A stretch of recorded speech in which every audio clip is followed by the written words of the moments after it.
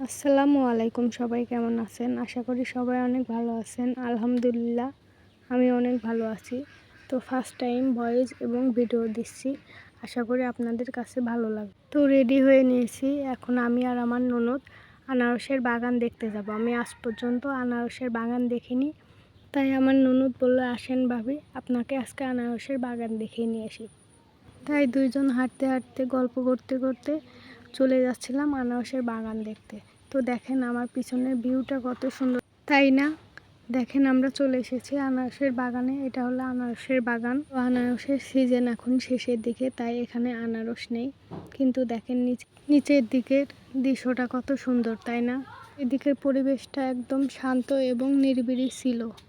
একটু সময় ঘোরাঘুরি করে এখন চলে যাব, কিন্তু ননদ একটু ফুল নিয়ে এসে ঢং করলো। এখন চলে যাচ্ছে আর একটা বাগানে, দেখবো সেখানে আনারস আছে কি না। তো হাঁটতে হাঁটতে চলে আসলাম আনারসের বাগানে। তো দেখেন এখানে অনেকগুলাই আনারস আছে, তাই না? আমি আগে মনে করতাম হয়তো আনারস মাটির নিচে হয়, কিন্তু এখন দেখি আনারসটি আনারসের পাতার উপর হয়ে থাকে। তো চারিদিকে আমি আনারস গাছ দেখতেছিলাম। আনারসের বাগানে মাঝে মাঝে কলা গাছও লাগিয়েছে।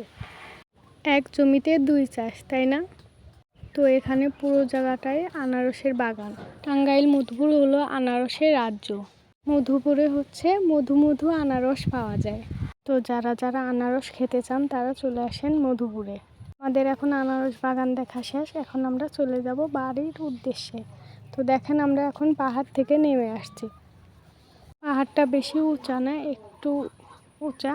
তো সেখান থেকে আমরা নামছি। তো খেয়াল করলে দেখতে পারবেন আমার পিছে শুধু বন আর বন। তো মধুপুর বনের জন্য বিখ্যাত। বন আর আনারস মিলে মধুপুর পরিপূর্ণ, তাই না? আজকের ভিডিও এই পর্যন্ত। সবাই ভালো থাকবেন এবং ভিডিওটা কেমন হলো সবাই কমেন্ট করে জানাবেন। আল্লাহ হাফেজ।